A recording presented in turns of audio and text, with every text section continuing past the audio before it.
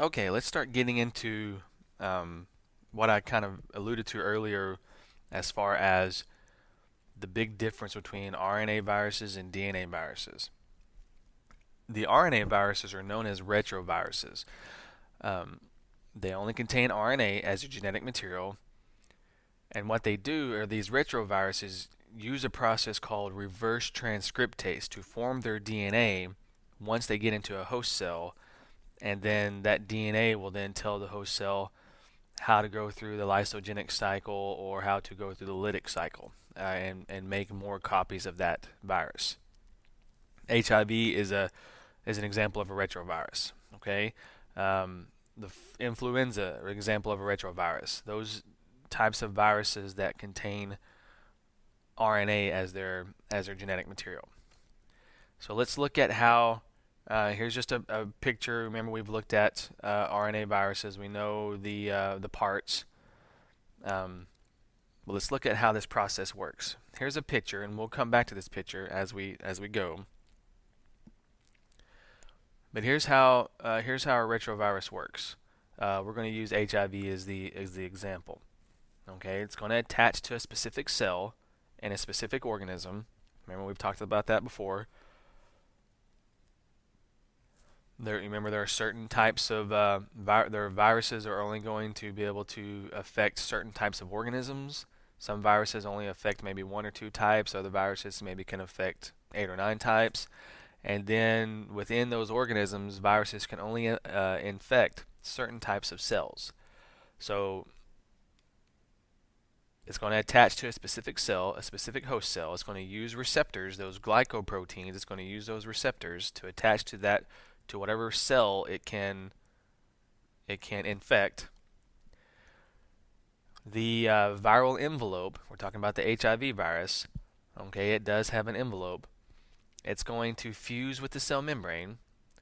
Most of the RNA viruses that can affect humans have envelopes. Remember, not all viruses have an envelope. That's optional. But most of the RNA viruses that can infect humans, they have an envelope. So that envelope is going to fuse with the cell membrane of the human cell. The HIV, remember HIV virus, the the human immunodeficiency virus is going to infect the white blood cells, those T cells, okay, that help build the immune system. So it's going to fuse with one of those white blood cells. It's going to then release the capsid into the host cell, into that white blood cell.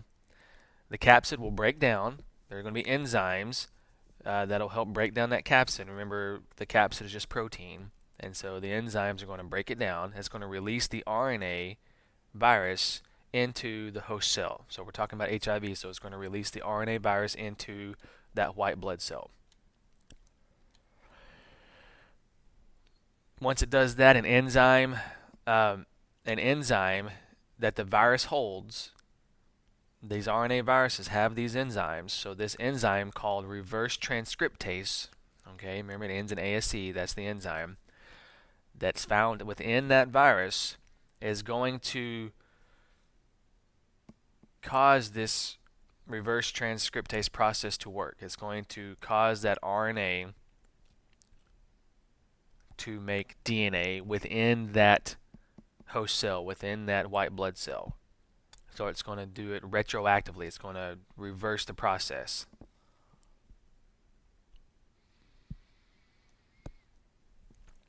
The new viral DNA then, once that DNA is made, then it's going to integrate itself into the white blood cell DNA. Okay, so we're talking about the lysogenic cycle. The DNA is transcribed and translated, and then the cell begins producing virus proteins and parts of the virus. The lytic cycle starts, and then you have the production of new viruses, usually released by exocytosis.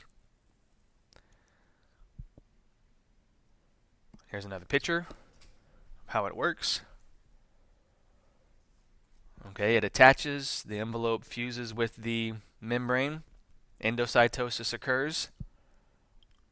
The RNA uses the cell's processes to make DNA through reverse transcriptase. It's going to use that enzyme. Replication is going to occur.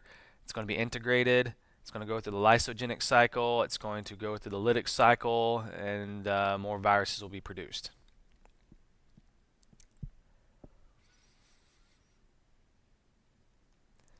Now, emergent viruses. That's it with retroviruses. Well, it's one of the reasons why RNA viruses are so dangerous and hard to come up with vaccines that work properly. Okay, because of that reverse transcriptase process. But there's other ways that viruses can change, and I kind of alluded to this as well in one of the earlier parts of the notes. New versions of viral diseases can pop up through three main processes. Mutations is a big one. The influenza virus, we have to get the flu shot every year, and there's different versions. We've heard of the avian flu, we've heard of the swine flu, we've heard of, if you talk to the person administering the flu shot, they'll say, oh, there's a type A flu, there's a type B flu, there's a type C flu, there's a swine flu, there's an avian flu. There's all these different versions of the flu, and scientists are taking a guess onto which flu is going to be more prominent that year. Okay, so you get a flu shot for a particular version of the flu virus. Sometimes it works, sometimes it doesn't, depending on which one actually shows up more dominant that year. But these are mutations. The flu virus has the ability to change, to mutate its outer envelope, those glycoproteins, and mutate it just enough. It's not a big mutation, it's just small little changes, very minute changes, but they change just enough to be able to get around the vaccine and still infect our cells. Very common type of process for the flu virus. Other viruses go through mutations as well, very small changes, and that's why it's so hard to fight off those viruses that can mutate. Certain viruses that have the ability to spread between species.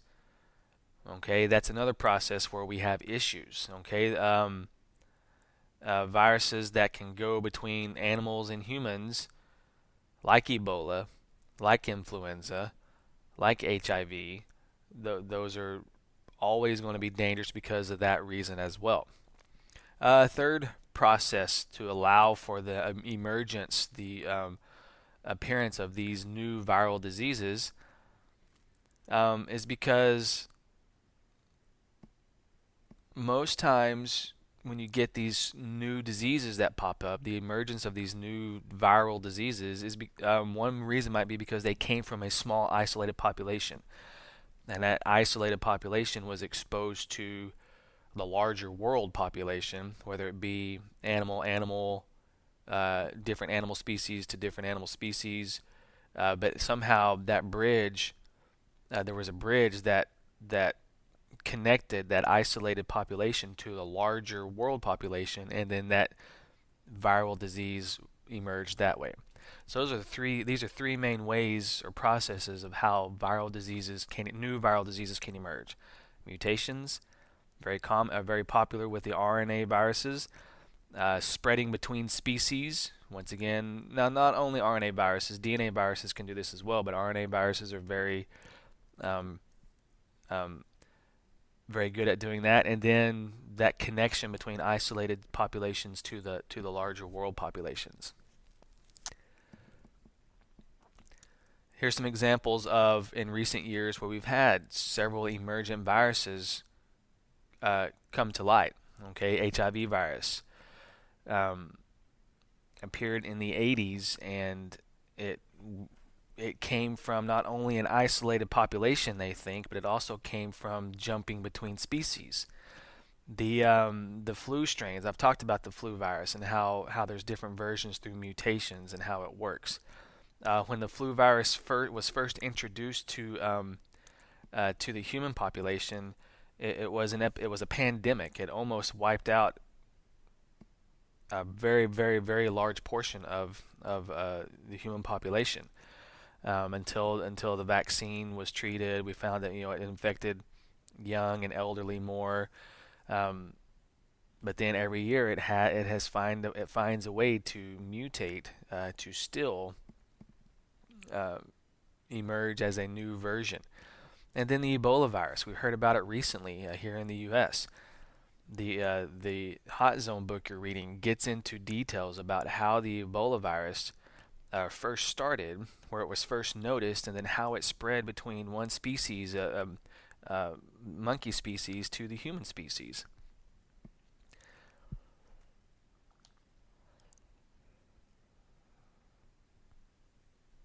More statistics for you. We have estimated now the U.S. government department that handles disease, whether it's viral, bacterial, the major diseases, is the CDC, the Centers for Disease Control. Okay, here in the U.S.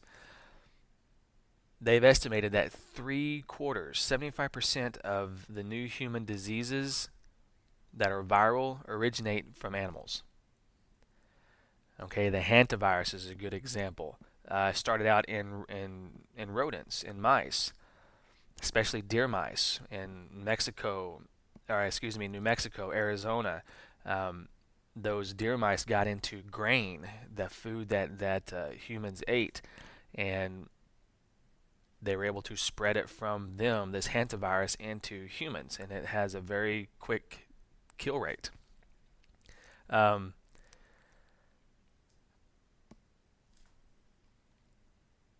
and there's other examples as well, but that's the big one here. Most recently that we've seen, um, 20 years ago is what we're talking about, and you're looking at how this really bad virus transferred from animal to humans, and 75% of them do that. That's what the CDC came up with.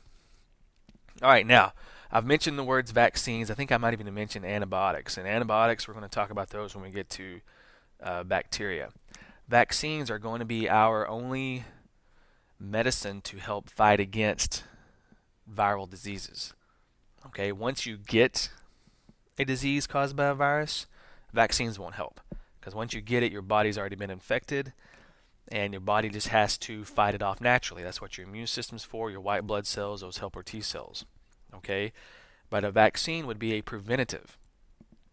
Okay, and what a vaccine is it's harmless, deactivated pieces of a virus.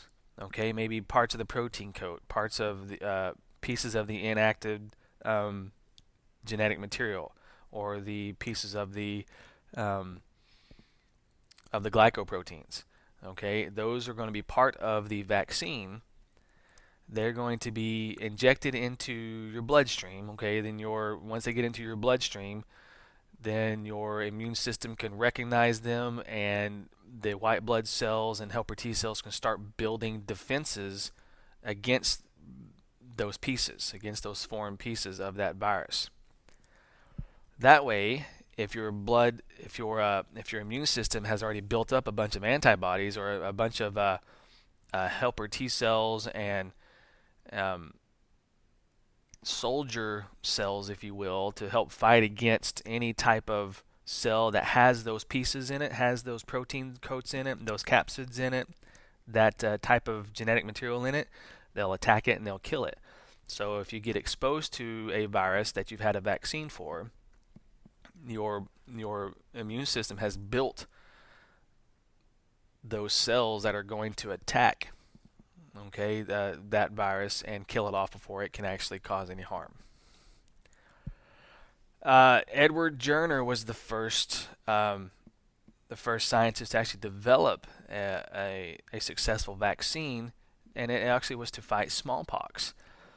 Um,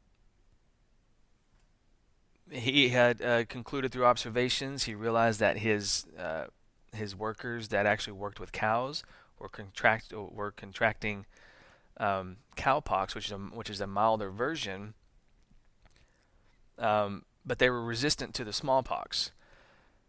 So what he did is he came up with a vaccine.